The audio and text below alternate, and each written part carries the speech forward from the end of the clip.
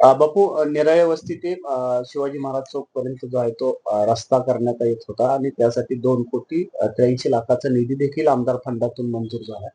गेली 9 महिन्यापासून हा रस्ता तसाच आहे. वाहन चालकांना खडतर प्रवास देखील करावा लागतो त्या रस्त्यावर. सोलापूर शहरातील मुख्य रस्ता छत्रपती शिवाजी महाराज चौक ते निराळ वस्तीकडे जाणारा रस्त्याला 3 कोटी एवढा मोठा निधी मंजूर करून सुद्धा गेली 6 महिने झाले रस्ता खोदला, तिथे ड्रेनेज लाईनचं काम झालं, पण वास्तविक काम होत नाही. वारंवार कॉन्ट्रॅक्टरला त्या बाबतीत माहिती घेतोय, त्यांच्याशी चर्चा करतोय. कधी युद्धाचं कारण दिलं गेलं की युद्धाच्या कारणामुळे डांबर मिळत नाही, अशा काही गोष्टी सांगितल्या.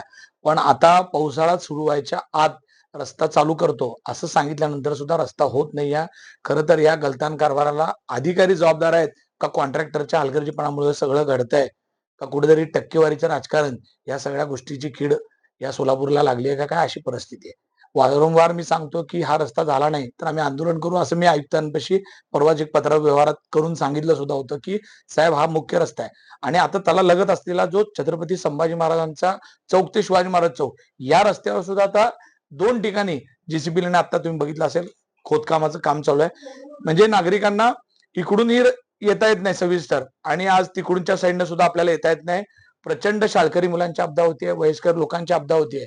मुलं शाळेला जाताना चिखल झाल्यामुळे पडतायत तिथं आणि जी काही वयस्कर मंडळी आहेत त्यांचे ऍक्सिडेंट झाले, त्यांना जर कुठली दुखापत झाली तर याला जबाबदार कोण?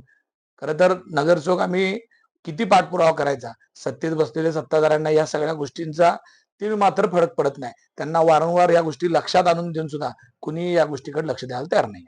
बापू, आपणच या प्रभागाचे नगरसेवक आहात आणि तिथंच हे रस्त्याचं काम होतं. प्रभागाचा मी नगरसेवक आहे, वारंवार त्या गोष्टीसाठी पाठपुरावा करतो.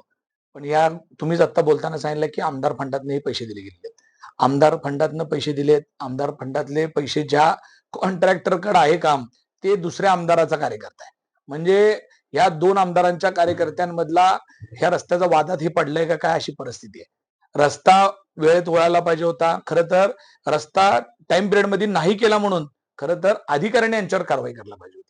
अधिकारी कारवाई करत नाहीत म्हणजे कुठेतरी याच्यामध्ये पाणी मुरतंय आणि या रस्त्यातलं पाणी कुणाच्या खिशात जाते का काय, ही परिस्थिती आहे. काय भूमिका असेल आपल्या? नाही, आता नागरिकांच्या आरोग्याला तुमच्या ह्याला धोका होत असेल तर आम्हाला रस्त्यावर उतरून त्या खड्ड्यात उतरूनच आंदोलन केल्याशिवाय कुठलाही पर्याय राहणार नाही. 6 महिने झालं पाव मीटर रस्ता होत. तुम्ही जनतेच्या लोकांशी खेळायला लागलो, लोकांच्या घराने धूळ 1-1 किलो धूळ निघाला. साधी सुद्धा गाडी जात नाही ह्याच्यावर. काय करायचं आम्ही? मोठ्यानं जगणार.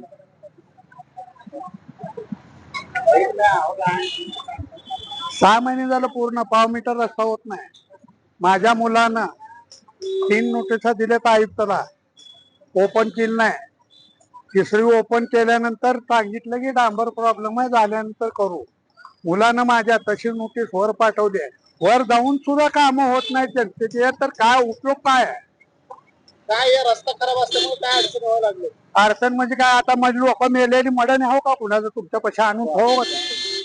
काय प्रॉब्लेम याला म्हणजे बारक्या तर गाड्या अजिबात चालत नाही तिथं. वाहतूक समस्या वाढली इकडं. होय की मग करा ना काय तर कारवा. वाहतूक समस्या म्हणून लोकांना मारता का तुम्ही? महापालिका लक्ष देत नाही का या गोष्टी? येतच नाही ना अजिबात. कोण गॉडफादर एवढा मोठा काय कळत नाही त्यांच्या मागे. आज 3 नोटीस आयुक्ताला जाऊन वरपर्यंत गेलं तरी काम होत नाहीत म्हणलं. महापालिका दुर्लक्ष करते का? पूर्ण दुर्लक्ष करते. ही 9 महिन्यापासून रोड पेंटिंग आहे. पहिला 1 नगरसेवक असताना कामं होत होती, आता 4 नगरसेवक असून सुद्धा इथलं कामं होत नाहीत.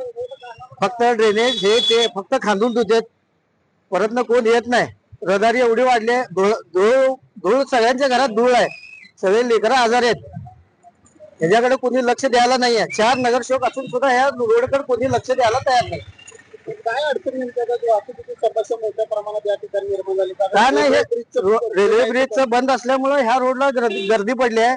इथं 2 शाळा, मोठे 2 शाळा झालेत आणि पूर्ण शिवाजी चौक जाम झाला की इकडनं पूर्ण इकडनंच वाहतूक वळली जाते, तरी लक्ष द्यायला तयार नाहीत.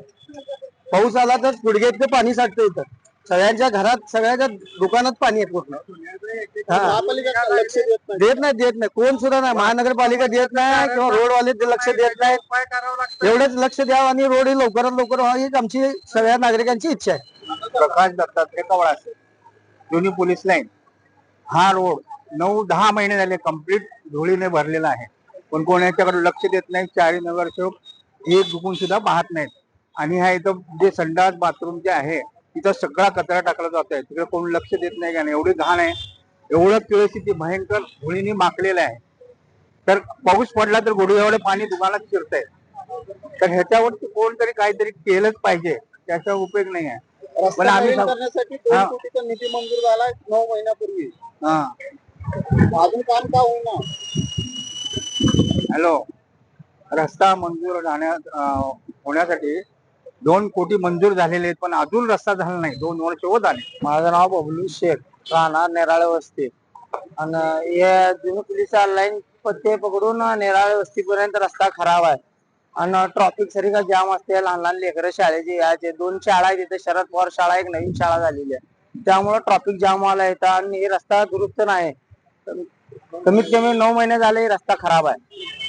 नेराळे आडवा नळ ते छत्रपती शिवाजी महाराज चौक येणारा जो रस्ता आहे, खूप म्हणजे खूप काम 9 महिने झालं तसंच पडलेलं आहे. शाळकरीचे लेकरं, शाळेतले लेकरं पडतात, ऍक्सिडेंट होतात, पण महापालिकेचं पण लक्ष नाही आहे आणि कुणाचंच लक्ष नाही आहे. खूप एवढा त्रास होत आहे की त्या रस्त्याला बस झाले आहे. सर्व नगरसेवकला किरण पवार यांना फोन करून सांगितलं, नगरसेवकांना फोन करून सांगितलं, पण कोणी त्याची दखल घ्यायला तयार नाही. लोकशाही मराठी ऐका, पहा, जागरूक रहा.